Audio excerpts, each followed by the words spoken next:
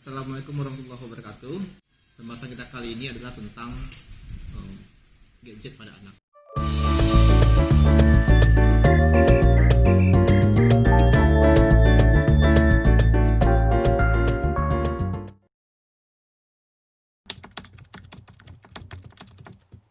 Gadget boleh diberikan pada anak, tapi ada tapi kita harus melihat usia pada anak. Rekomendasi dari AAP atau dikenal dengan American Academy of Pediatrics atau bisa dikatakan Perhimpunan Dokter Anak di Amerika, termasuk WHO dan juga Ikatan Dokter Anak Indonesia IDAI sudah memberikan rekomendasi tentang screen time atau pemakaian gadget pada anak-anak. Nah, rekomendasi ini bukan sembarang dibikin, tapi rekomendasi ini dibuat menyesuaikan dengan tahap pertumbuhan dan perkembangan seorang anak, di mana pemakaian gadget yang disarankan itu adalah batas maksimal yang dibolehkan pada anak yang membuat pertumbuhan dan perkembangan anak tidak terganggu. Jadi gadget dalam hal ini diperlukan untuk mengoptimalkan perkembangan anak. Pada anak usia di bawah 2 tahun atau 0 sampai 2 tahun itu sama sekali tidak dibolehkan adanya screen time. Yang berarti orang tua tidak boleh memberikan handphone, menonton televisi, komputer, dan semua hal yang berbau gadget pada anak di bawah 2 tahun. Kenapa begitu? Karena pada usia 0 sampai 2 tahun tersebut adalah masa emas pertumbuhan dan perkembangan seorang anak. Kita pernah mengenal namanya 1000 hari pertama kehidupan, yaitu ketika dalam kandungan 0 hari sampai usia 2 tahun itu dihitung adalah 1000 hari. Nah, 1000 hari inilah perkembangan masa emas yang paling optimal dari seorang anak. Dan masa ini yang paling menentukan apakah seorang anak itu akan berkembang menjadi seorang anak yang sehat, pertumbuhannya yang sehat, perkembangannya. Nah, pada tahap ini gadget tidak dibolehkan sama sekali. Karena pada masa ini yang dibutuhkan oleh anak untuk perkembangannya adalah bermain, berinteraksi dengan lingkungan sekitar. Sedangkan ketika anak menonton televisi pada usia ini pada usia 0 sampai 2 tahun ini, atau ketika anak diberikan handphone, di sana tidak terjadi interaksi antara seorang anak dengan lingkungannya. Yang ada hanyalah anak menonton tayangan, kemudian tayangan itu tidak bisa memberikan respon balik pada dia. Berbeda halnya ketika kita bermain dengan anak. Nah, misalkan anak usia 6 bulan kita ajak main sambil main bola-bola misalkan. Maka di sana terjadi proses stimulasi yang akan ketika seorang anak ketika menyentuh bola, seorang anak ketika melihat bola, maka informasi ketika dia memegang bola, ketika dia melihat warna merah, maka itu akan tersimpan di otaknya. Dan itu bisa menjadi tersimpan di otaknya dan itu akan mengembangkan pertumbuhannya. Nah, ketika anak menonton televisi, tidak ada interaksi seperti itu dengan orang lain. Tidak ada orang yang mengajaknya bicara, tidak ada orang yang mengajaknya bermain. Sehingga perkembangan otaknya akan stagnan dan stimulasi tidak terjadi. Itu pada anak 0 sampai 2 tahun. Kemudian pada usia 3 sampai 5 tahun, itu sudah boleh diberikan gadget, tapi juga sangat banyak syaratnya. Yang pertama, pada usia ini hanya boleh maksimal 1 jam per hari, ya. Berarti kurang 1 jam per hari. Kemudian syarat yang kedua, harus didampingi oleh orang tua. Jadi tidak boleh anak dibiarkan main sendiri. Kan sering tuh kita lihat ibu-ibu pada repot, pada rempong di rumah, dia agar dia bisa masak, bisa nyuci, bisa shopping online shop misalkan, bisa main di kasur ibunya, anaknya dikasih mainan gadget, HP, anaknya sibuk sendiri, itu tidak baik untuk perkembangan anak. Nah, pada usia ini guna gadget, guna handphone pun hanya memang untuk menstimulasi perkembangan dia. Jadi misalkan begini. Jadi sebenarnya syaratnya yang pertama kurang dulu 1 jam, yang kedua didampingi orang tua, yang ketiga materinya adalah materi-materi edukatif. Bukan tontonan yang tidak baik, misalkan gosip, sinetron atau drama atau film itu belum pada makanannya pada usia 3 sampai 5 tahun. Yang dibolehkan adalah tontonan yang memberikan edukasi, misalkan ada tontonan cara membuat mainan dari kertas misalkan. Nah, orang tua bisa menemani anaknya menonton YouTube misalkan cara membuat kertas. Misalkan 15 menit. Nah, setelah menonton itu 15 menit, jangan sampai di situ. Stop tontonan, matikan handphonenya, kemudian ulang lagi permainan yang tadi yang dicontohkan di video tadi. Jadi orang tua bermain bersama anaknya. Jadi dalam tahap ini, jadi gadget itu hanya sebagai sebuah media untuk stimulasi perkembangan anak. Nah, itu pada usia 3 sampai 5 tahun. Pada usia sekolah 6 sampai 10 tahun dibolehkan gadget itu maksimal 1,5 jam per hari. Sama, syaratnya juga didampingi orang tua harus bisa menceritakan kembali. Pada tahap ini mungkin sudah bisa anak-anak nonton kartun yang mendidik ya, seperti Upin Ipin atau kartun Nusa atau Rico the Series itu dibolehkan, tapi didampingin. Jadi orang tua saat menonton harus menjelaskan pada anak Misalkan dia melihat si Upin lagi bermain sama teman-temannya, kemudian temannya menangis. Nah, di sana orang tua menjelaskan kenapa anaknya menangis, apa hal-hal positif yang ada di sana. Tidak dibiarkan saja begitu. Kemudian yang terakhir pada usia 11 sampai 13 tahun, pada masa-masa menjelang puber itu dibolehkan, tapi tetap pada durasi kurang dari 2 jam per hari. Materi pada usia-usia di sini mungkin anak sudah bisa nonton sendiri ya. Tapi tetap harus memperhatikan semua tontonan itu tetap pengawasan orang tua, materi-materi ini yang tidak berbau negatif, tidak mengandung unsur pornografi, pornografi, tidak mengandung kekerasan. Karena itu semua tontonan pada anak kalau anak sudah terbiasa menonton. Kalau anak sudah terbiasa menonton hal-hal yang negatif, misalkan kekerasan ataukah pornografi atau pornoaksi, itu akan tersimpan di otaknya nanti ketika dia sudah besar, sudah dewasa akan menjadi sebuah perilaku. Itu sangat berbahaya.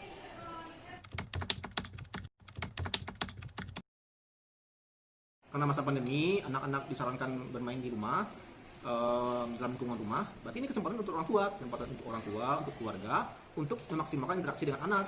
Jadi malah sebenarnya saya rasa di masa pandemi ini kalau bisa kita tidak main gadget, mengurangi main handphone dengan sibuk sendiri. Ini waktunya kita untuk bermain dengan anak kita. Jadi banyak kegiatan-kegiatan di rumah yang bisa kita lakukan. Kita bisa bermain bola, berenang dengan kolam kecil misalkan, atau main-main untuk anak-anak perempuan bisa main masak-masakan misalkan, anak laki bisa main-main ubet-ubet motor atau apa-apa, itu bisa dilakukan. Jadi pokoknya intinya dalam 24 jam anak setiap hari itu, kepada anak usia 35 tahun itu bayangkan cuma boleh 1 jam per hari. Jadi sisanya adalah untuk bermain karena sangat penting untuk perkembangan kecerdasan dan juga interaksi sosialnya. Karena anak-anak yang terlalu sibuk dengan gadget akan mengurangi interaksi sosial sehingga nanti menjadi generasi-generasi yang ya kurang baik lah.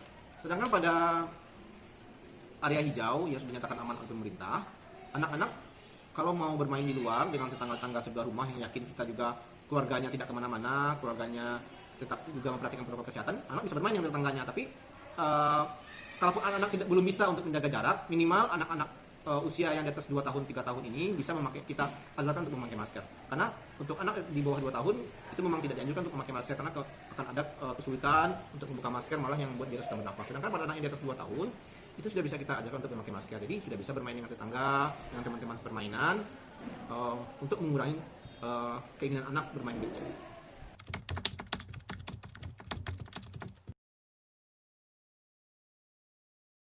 Ya, ini salah satu masalah yang sedang viral juga ya.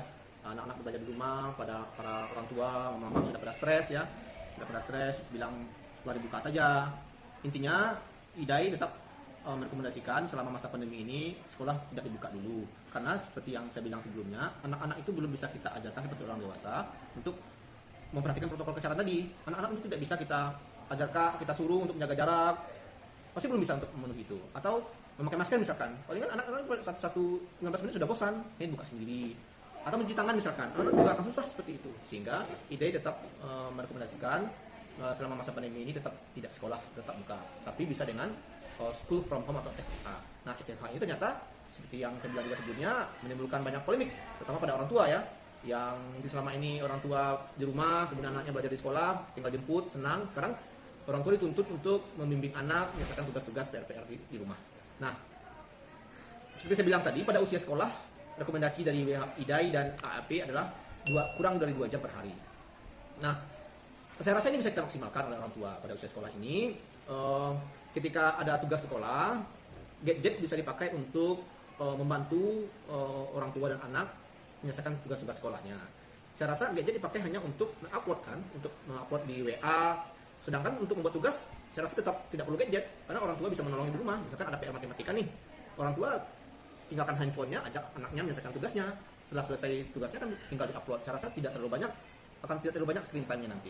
Cuma masalahnya yang saya lihat adalah dengan SMH ini, karena anak-anak tidak sekolah, ketika tugas sekolahnya berakhir, nah akhirnya kesempatan untuk mereka untuk memegang HP, nonton televisi. Nah, sedangkan orang tua yang sudah stres tadi dengan tugas-tugas sekolah, yang akhirnya membiarkan anak-anaknya bermain gadget. Yang akhirnya anak-anak menjadi kecanduan dengan gadgetnya, lupa untuk beraktivitas, lupa untuk bermain, lupa untuk berinteraksi, lupa makan, sehingga mengganggu pertumbuhan dan perkembangannya. Ya mungkin banyak yang berkomentar atau berpendapat, wah strict banget ya dari IDAI sama AAP, sebegitunya anak-anak tidak boleh bermain HP atau mengurangi screen time. Ya, itu memang untuk kesehatan untuk perkembangan mental seorang anak.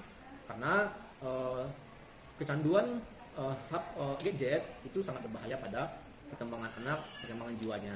Jadi saya punya beberapa trik untuk para orang tua bagaimana kita bisa membatasi pemakaian gadget pada anak. Yang pertama, orang tua di rumah atau pengasuh di rumah harus memperbanyak interaksi, ya, interaksi bermain dengan anak. Jadi anak-anak itu sebagian besar yang kecanduan gadget karena dia tidak punya teman main. Jadi di rumah misalkan orang tua pagi udah bekerja, pulang sore malam udah capek, akhirnya anak dibiarkan bermain gadget. Nah, kita harus memaksimalkan waktu kita untuk bermain dengan anak. Bermain dengan anak itu tidak harus mahal-mahal. Di rumah misalkan sambil cerita-cerita atau main bola, main-main sambil makan pun bisa kita main. Sambil duduk-duduk misalkan bisa kita main. Jadi pertama itu. Yang kedua, di depan anak sebisa mungkin orang tua tidak memainkan HP-nya, karena perlu diingat anak itu adalah peniru ulung, ya, peniru yang sangat ulung. Jadi dia melakukan sebuah hal yang dilihatnya, apalagi sebuah hal yang sering dilihatnya berulang-ulang, maka itu akan dilakukannya ke depan terus menerus. Yang ketiga, trik berikutnya, jangan pernah menaruh televisi dalam kamar. Nah, ketika kita orang tua karena sayang pada anaknya, punya kemampuan finansial misalkan, akhirnya menaruh televisi di dalam kamar. Ini sebuah malapetaka untuk anak, untuk kita juga. Sehingga anak akan mengurung dirinya di kamar, menonton televisi terus, main game terus menerus. Akhirnya dia lupa makan dan cuma ngemil-ngemil, akhirnya tidak banyak aktivitas. Akhirnya bisa menjadi obesitas, ya. Karena bisa obesitas karena anak-anak itu tidak akhirnya menjadi pasif, tidak melakukan aktivitas apa-apa, hanya di dalam kamar, kemudian akan sering ngemil karena duduk, itu membuat berat badan menjadi meningkat. Jadi begitulah kira-kira rekomendasi WHO, IDAI, AAP tentang itu pada anak. Jadi intinya perkembangan anak ke depan memang sangat ditentukan oleh orang tua, lingkungannya. Jadi kita sebagai orang tua dari sekarang harus bertekad bagaimana kita berusaha perkembangan anak kita optimal. Jadi kita jangan sampai diperbudak, ya, atau dipertuan oleh gadget ini, oleh teknologi ini. Teknologi diciptakan untuk mempermudah kerja kita, kan, bukan untuk membuat kita malah semakin terpuruk, anak-anak kita semakin tidak diperhatikan, perkembangan tidak bagus. Jadi bijaklah menggunakan handphone, memakai televisi, komputer dan sebagainya di rumah. Pada anak-anak yang sudah besar, mungkin bisa kita komunikasikan, kita bisa bicara baik-baik bagaimana memakai HP, memakai gadget. Sedangkan pada anak-anak yang di bawah 2 tahun itu sepenuhnya ada di kendali pada orang tua. Ada kendali pada orang tua. Jadi sekali lagi saya sampaikan, semoga kita semua bisa menjadi orang tua yang baik, orang tua yang bisa sama-sama belajar untuk membantu anak-anak kita tumbuh dan kembang secara baik, tumbuh berkembang sewajarnya. Dan saya rasa ibu-ibu, bapak-bapak di Indonesia adalah orang-orang yang cerdas, yang bisa mendidik dan menggembleng anaknya sesuai dengan ilmu, sesuai dengan pengalaman-pengalaman yang pernah didapat sebelumnya. Terima kasih. Semoga kita semua bisa menjadi orang tua yang sukses, anak kita menjadi anak yang pintar dan sehat.